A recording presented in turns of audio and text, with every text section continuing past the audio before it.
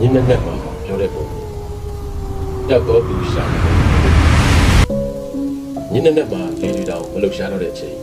မိတိုက်တစ်ခုပေါ်ကမိလုံးလေးတစ်လုံးပဲပိတ်တုံနဲ့အစီတကောင်ရဲ့မျက်လုံးတစ်လုံးလိုလေးနေတဲ့ရွာလေးတွေမှာဒီပုံမြင်ကစတယ်။ဒီခါတော့ကမငုံတက်တော့မြောက်ဝင်ဆိုတဲ့ကောင်မလေးတယောက်ရှိတယ်။သူ့နာမည်ကိုသူနဲ့တွေ့ပြီးတဲ့ကောင်လေးတယောက်ကပေးထားတာ။သူ့နာမည်အမှန်ကတော့ဒေါ်သူလေးဆိုတော့ပုံမှန်လူတွေပေးနေကြနာမည်ပဲပဲ။လူတွေပြောတာကတော့သူ့မှာကိုတယောက်ရှိတယ်တော်တယ်သွားပြီးကြောက်သွားလိုက်တာပြန်မလာတော့ဘူး။သူလူမှန်းတိတဲ့ဆက်မှာအမေကပူတီပြီးဆုံးအမေကသူ့မော်တော်မှာသွားလက်ထဲထည့်ပြီးလွတ်တဲ့စီးပွားရှာမယ်ဆိုပြီးထွက်သွားတာပြန်မလာတော့ဘူး။ချစ်ရခင်ရသူတွေဆုံးရှုံးရတာများလို့ငိုရတာများလာတော့ကြာလာတဲ့အခါသူငိုတတ်တော့သူလူတွေကိုရှောင်တက်လာတယ်တကယ်ပြောရရင်သူ့မျက်ဝန်းတွေကမနှူးညံ့တော့ဘူးမျက်ရည်တွေလည်းကြာလာမကြာတတ်တော့ကောင်မလေးကအများနဲ့ညရှိမှပဲလက်ချတတ်တယ်သူ့အတွက်နေဆိုတာအလေးများတော့ပြီညဆိုတာဒီမှတရားတယ်တညလာမင်းကြီးကတောင်ပေါ်ကနေတိတ်တိတ်လေးဆင်းလာတယ်လို့နေနေတဲ့အချိန်မှာလူမပြပြကြီးကလူငယ်လေးတယောက်တွေ့လိုက်အဲ့ဒီသူကနာမည်မရှိဘူးဒါပေမဲ့မျက်ဝန်းတွေထဲမှာရောက်သွားတဲ့အချစ်တွေမပြောနိုင်တဲ့စကားကိုရိုက်ထားတယ်။ကောင်မလေးကိုကျင်နာတဲ့အချစ်တွေကြီးရင်ညဘက်တွေမှာဘာလို့ကြောက်လဲလက်ရှောက်တယ်မလို့လား။အဲ့ဒီတန်ကမဖြစ်ချင်တာကိုဖြေအောင်ဆွေးဆောင်နေတာ။ကောင်မလေးကိုတစုံတရာကဆွေးနေတာလို့ဖြစ်စီ။ကောင်မလေးကပြောပြီးအလင်းကမမနာတွေကိုဘုတ်ွယ်တယ်လို့ပြောတယ်။ညမှာပဲလူတွေကအမှန်တရားနဲ့တိကျပြီးစိတ်ထဲကအတိုင်းမဆွေးရင်လည်းကြတယ်။ကျမလည်းအဲ့လိုပဲလို့ပြန်ပြောတယ်။အဲ့ဒီညကစပြီးသူတို့ညတိုင်းတွေ့ကြတယ်။လမ်းမကြီးတွေတလျှောက်လမ်းလျှောက်ကြတယ်။စကားတွေမပြောကြဘူး။ခေါင်းလေးစက္ကန့်နဲ့ညှိညကြတယ်။ဒါပေမဲ့တိတ်ဆိတ်မှုကတော့တယောက်ကိုတယောက်နားလည်အောင်ပြောပြနေတယ်လို့ဖြစ်တယ်။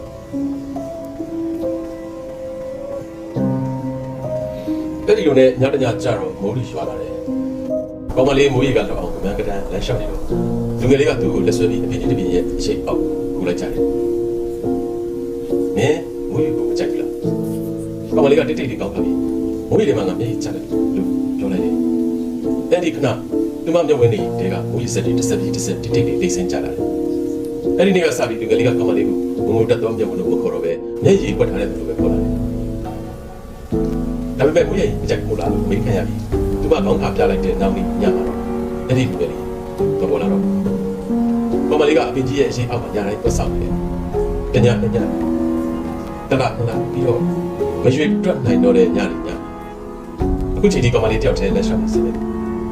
မိုးတော့မရောတော့ဘူးဒါပေမဲ့အခုတော့မိုးရွာရင်လည်းငါမိုးရီကိုချစ်တတ်ပါပြီလို့သူတိတိလေးရေးရွနေတယ်သူမရဲ့ညဝင်နေတဲ့မှာလည်းမိုးရီရွာနေတယ်အဲ့ဒီလူငယ်လေးကတော့ပျောက်သွားတဲ့ကောင်မလေးရဲ့အခုလားဒါမှမဟုတ်ကောင်မလေးရဲ့ချစ်သူလားအဲ့ဒီနေ့ကလေးကစပြီးခုလက်ထိမပေါ်လာတော့ဘူးဒါကတော့သူတို့မြောက်ပဲတီးလိုက်ပဲလေဒီ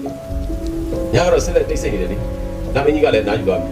ပုံမြင်လေးကဒီမှာပဲဆက်သက်သွားပြီမဲ့ကောင်မလေးရဲ့ဆောင်တာကတော့ဘယ်တော့မှပြီးမှာမဟုတ်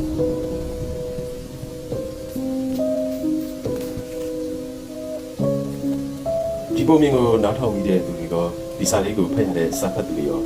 တဲတဲမဲမဲမိုးရီရွာလို့အထူးသဖြင့်ညဘက်ဒီမှာပေါ့နော်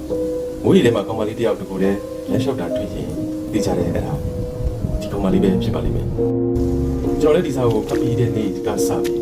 မိုးရွာပြီဆိုရင်မိုးရီတွေကိုတတိထားပြီးကြည်နေတတ်ခဲ့တာကြားပါဒါပေမဲ့ဒီနေ့တော့အခုထိမဆိုဖြစ်သေးပါဘူး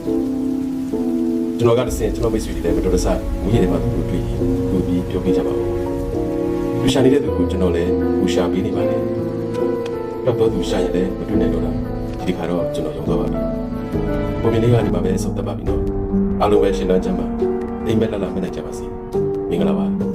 ပုံမြင်လေးကတော့ဒါပါပဲဗျာနောက်တစ်နေ့ကျမှပဲနောက်ထပ်ပုံမြင်သစ်တွေနဲ့ပြန်လာတော့မယ်နော်